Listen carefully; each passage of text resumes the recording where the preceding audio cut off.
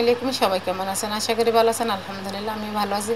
Fatema cooking blogs থেকে আমি ফাতেমা চলে আসলাম নতুন আরেকটা রেসিপি নিয়ে। হয়তো দেখে বুঝতেই পারতেছেন কী নিয়েছি। এটা পলি মাছ। হয়তো অনেকে চিনেন, আবার অনেকে চিনেন না, তো এই জন্য নামটাই বলে দিলাম। তো আমরা অনেকে অনেক রকম করে পলি মাছটা খাই। তো আজকে আমি কীভাবে এই পলি মাছের একটা নতুন রেসিপি আপনাদের সাথে শেয়ার করব।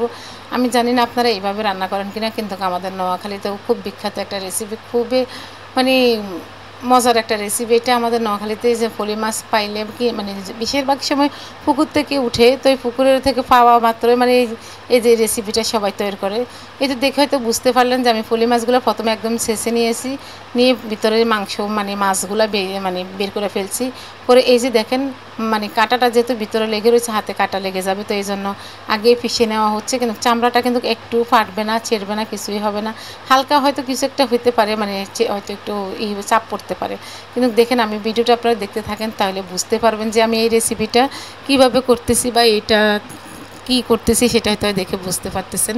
মাশাআল্লাহ, মানে এই রেসিপিটা দেখতে যেমন সুন্দর, মানে খেতেও ঠিক তেমনই মজা যাচ্ছে। বেশি ভালো লাগে যে মানে এর পলি মাছের রেসিপিটা আমার কাছে এত পছন্দ, আমার একটা রেসিপি কি বলবো। আমার কাছে পলি মাছের অন্য কোনো রেসিপি ভালো লাগে না। যেমন হয়তো অনেকে পলি মাছ কষায় রান্না করে বা ভুনা করে, বা হয়তো কোনো তরকারির সাথে দিয়েও রান্না করে অনেকে, কিন্তু আমার কাছে কোনো রকমই ভালো লাগে না এই রেসিপিটা। আর আমাদের নোয়াখালীতে বেশিরভাগ মানে 100%-এর মধ্যে প্রায় 95 মানুষ কিন্তু এইভাবেই করে, এই রেসিপিটাই করে পলি মাছ দিয়ে। তার এতে দেখেন পলি মাছটাকে থেকে কাঁটাটা কীভাবে বের করে নিচ্ছি। আপনারা একটু সাবধানের সহিত করে নেবেন, হাতে যেন কাটা না লাগে।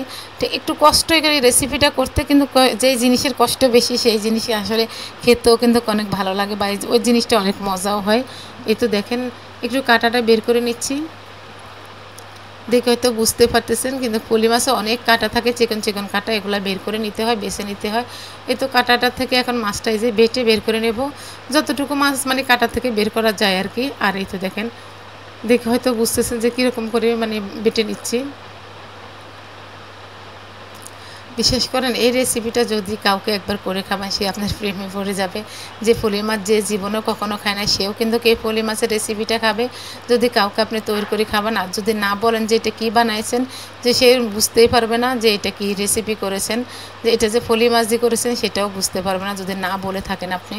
এই তো দেখেন কীরকম করে বেটে নিচ্ছি। কাঁটাগুলো একটু বেছে নেবেন কষ্ট করে, তাহলে দেখবেন যে এই রেসিপিটা মুখে লেগে থাকার মতন একটা রেসিপি, খুব মজার একটা রেসিপি। এই তো কাঁটাগুলো বেছে নেওয়া হয়ে গিয়েছে, দুই একটা যেটা থাকতেছে ওইটাই বের মানে হাতে করে উঠে ফেলতেছি। আর একদম মিহিস করে বেটে নেব এই মাছগুলোকে, একদম মিহি করে বেটে নেব। মাছ তো এমনিই মিহি, তারপরে আরও মিহি করে বেটে নেব, যেন কোনো দানা না থাকে বা কোনো কাটা না থাকে। হয়তো দেখে বুঝতেছেন এটা কিন্তু ব্লান্ডারে কিন্তু করা যাবে না, এটাকে কিন্তু আপনার মানে ফাটাতেই করতে হবে, শিলপাটায় বেটে করতে হবে। এটা কোনো ব্লান্ডার হবে না, ব্লান্ডারে আরও ক্ষতি হবে, যেহেতু এটা কাটা। এই তো দেখেন মাছগুলো আমার দুইটা মাছ থেকে এই যে পিউরিগুলো এগুলো বের হয়েছে, দেখে তো বুঝতেছেন। এই যে আরও একবার ওই কাঁটাগুলোকে ফিনিশিংয়ে একটা বাটা দেবো, দিয়ে যেন যতটুকু কাটার মধ্যে লেগেছে সেটুকু যেন বের হয়ে যায়। ওইভাবে সবগুলো বের করে নেব বেটে। জীবনে একবার হলেও করে খাবেন, যারা পলি মাছ খায় না তাদেরকেও করে খাওয়াবেন, বা আপনারা নিজেরাও খাবেন, এটাতে মানে অনেক ভালো লাগে। আর এ তো পলি মাছগুলো বাটা হয়ে গিয়েছে, দেখে হয়তো বুঝতেছেন। এই যে আমি একটা বাটিতে নিয়ে নিচ্ছি পলি মাছগুলো। আর এই তো দেখেন ওই চামড়াটাও রেখে দিয়েছি। আর এখানে পেঁয়াজ কুচি দিয়ে দিচ্ছি। এখানে পেঁয়াজটা আপনাদের পছন্দ অনুযায়ী বেশি কম করে দিতে পারেন। আর একদম চিকন করে কুচি করে কাঁচামরিচ দিয়ে দিচ্ছি। এখানে আমি এখানে প্রায় দুইটা পেঁয়াজ কুচি নিয়েছি, আর স্বাদ মতন কাঁচামরিচ দিয়ে দিয়েছি, হাফ স্পুন ধনিয়া গুঁড়া দিয়ে দিয়েছি, হাফ স্পুন জিরা গুঁড়া দিয়ে দিয়েছি, হাফ স্পুন দিয়ে দিলাম রসুন বাটা। এই তো হাফ স্পুন এখন দিয়ে দিলাম মরিচের গুঁড়া, লাল মরিচের গুঁড়া, হাফ স্পুন দিয়ে দিলাম হলুদের গুঁড়া, স্বাদ মতন দিয়ে দিলাম লবণ, দিয়ে এখন সবগুলো একসাথে মেখে নেব। আমি তো এখানে দুইটা পলি মাছের করেছি, আপনারা চাইলে আরও বেশি করে মাছ নিতে পারেন, যত বেশি করে নেবেন তত বেশি হবে। আর এই তো দেখেন এই যে মানে উপরের যে চামড়াটা আমি হয়তো আপনাদেরকে দেখিয়েছি যে বাটার মধ্যে কীরকম হয়েছে, দেখেন একটু মানে কোনো কিছুই হয় নাই, মাশাআল্লাহ অনেক সুন্দরই হয়েছে।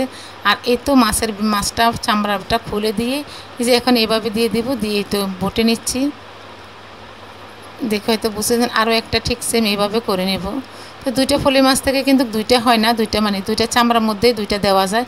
আর বাকিগুলা কিন্তু আপনারা চাইলেও এভাবে মানে আমি যেভাবে দেবো সেভাবে দেবেন। এই তো এখানে পরে আমি আরও দুইটা ফলি মাছ অ্যাড করে নিয়েছি, তো 4টা ফলি মাছ থেকে করে নিলাম। আর এই তো দেখেন পরে এই তো একদম সহজ, কিছুই করে হয়তো দেখে বুঝতেছেন একদম সহজ একটা রেসিপি আপনাদের সাথে শেয়ার করতেছি। এই তো এখন উল্টে পাল্টে ভেজে নেব। যদি আমার রেসিপিটা আপনাদের কাছে ভালো লাগে অবশ্যই একটা লাইক দেবেন, যদি বেশি ভালো লাগে ফ্যামিলি এবং ফ্রেন্ডসের মাধ্যমে শেয়ার করে দিতে পারেন। যারা আমার ইউটিউব থেকে দেখছেন তারা আমার চ্যানেলটা সাবস্ক্রাইব করে দেবেন, আর যারা ফেসবুক পেজ থেকে দেখছেন তারা অবশ্যই আমার পেজটা ফলো করে দিয়ে যাবেন আর আমার চ্যানেলের পাশে থেকে যাবেন। আর এই তো দেখেন মুসমুসো করে একদম ভাজা হয়ে গেছে, উপরে দিয়ে ক্রিসপি ভিতর দিয়ে একদম জুসালো থাকে। এটা দেখে হয়তো বুঝতে পারছেন। তো আজ এ পর্যন্তই, সবাই ভালো থাকেন, আল্লাহ হাফেজ, আসসালামু আলাইকুম।